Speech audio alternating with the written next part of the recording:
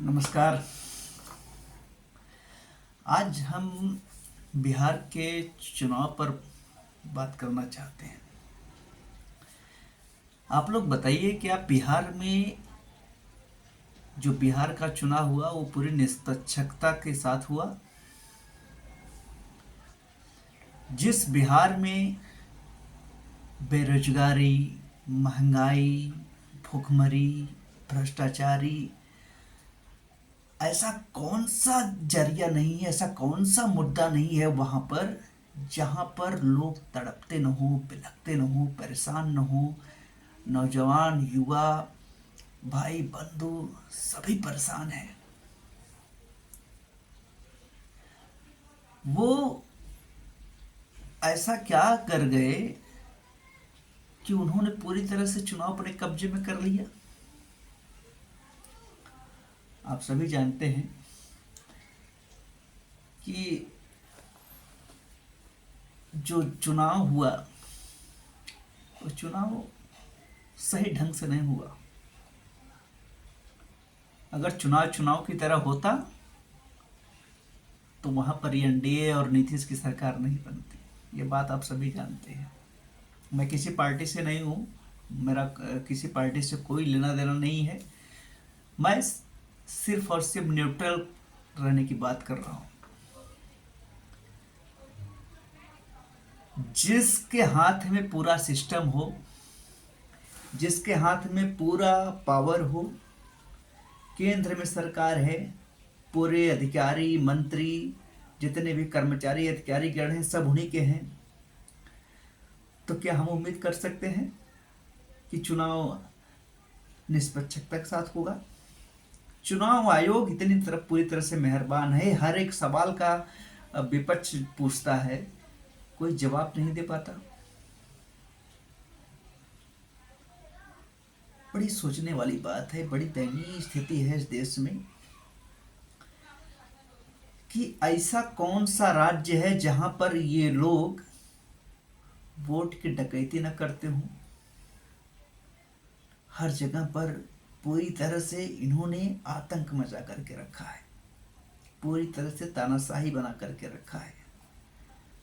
जनता जब सवाल पूछती है तो सवाल को गुमराह कर दिया जाता है। जब देश में कुछ मुद्दे पनप रहे होते हैं, मुद्दा एकदम पूरी तरह से हावी हो रहा होता है, तो किसी न किसी माध्यम से उस बात को गुमराह कर दिया जाता है और लोगों को बताया जाता है कि ये ऐसा नहीं है, ये ऐसा है।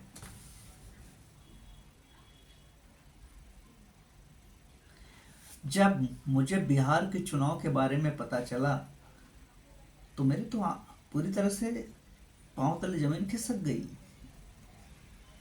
आता 120 सीट आता एनडीए का, 130 सीट आता 200 कहाँ गले के नीचे नहीं उतर रहा है बिहार की जीत।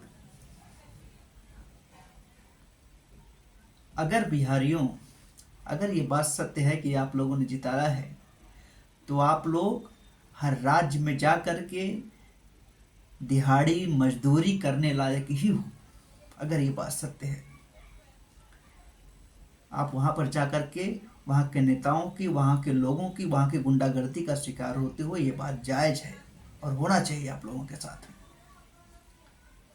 लेकिन मैं जानता हूं ऐसा जायज नहीं है, आप लोगों ने ऐसा काम किया नहीं है। आप लोगों ने ऐसा काम किया होता तो शायद ये जो बिहार और की राजधानी पटना में जो लोग जुट रहे हैं वोट चोरी के आंदोलन में, जुड़ते नहीं।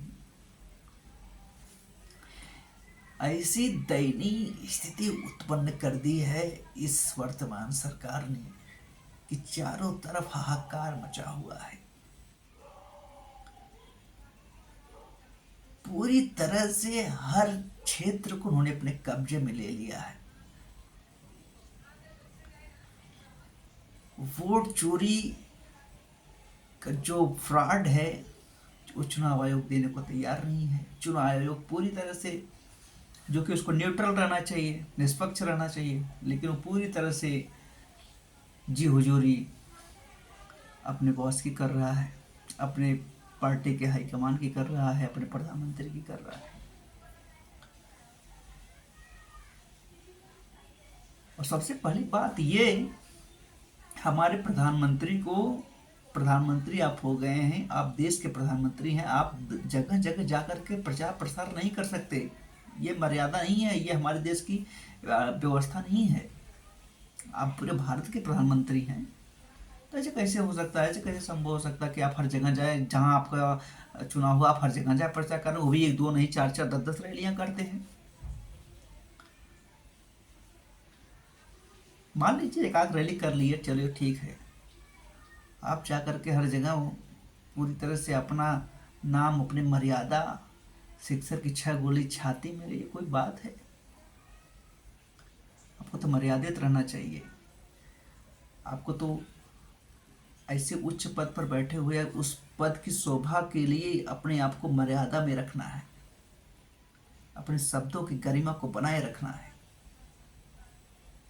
जब कुंभ का मेला हुआ था तो हमारे आदरणीय योगी जी साहब कह रहे थे कि यहाँ के बच्चे जितने भी बेरोजगार थे, गाड़ी चला चला करके बहुत सारे पैसे कमाए, अपना खर्चा निकाल लिए, गाड़ी खरीद लिए। ये क्या बयान है? बेहुदा बयान है, बेवकूफ़ों भरा बयान है ये।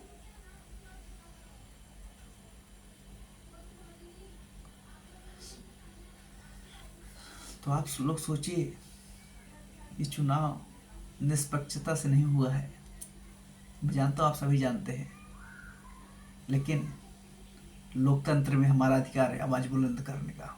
हम आवाज़ उठाते रहेंगे और आप लोग भी आवाज़ उठाइए, अन्यथा वो दिन दूर नहीं जब ये लोग आपका हक भी मार के खा जाएंगे। इतनी दयनीय स्थिति में बिहार है, इतनी गरीबी से जूझ रहा है, हर राज्यों से बदतर हालात में जीवन यापन कर रहा है। जिस विपक्ष के नेता ने आपको हर घर में सरकारी नौकरी देने का वादा किया, हर घर में पेंशन देने का वादा किया, हर घर में तमाम सुविधा मुहैया कराने की बात की, हर घर में हर मेडिकल की सुविधा उपलब्ध कराने की बात की, आपको बाहर न जाना पड़े, आपको पलायन न करना पड़े, आप ठीक ठाक से जीवन यापन करें, अच्छे से अपने बिहार में ही रहें, बाहर जा करके कुछ सुनना न पड़े। लेकिन आप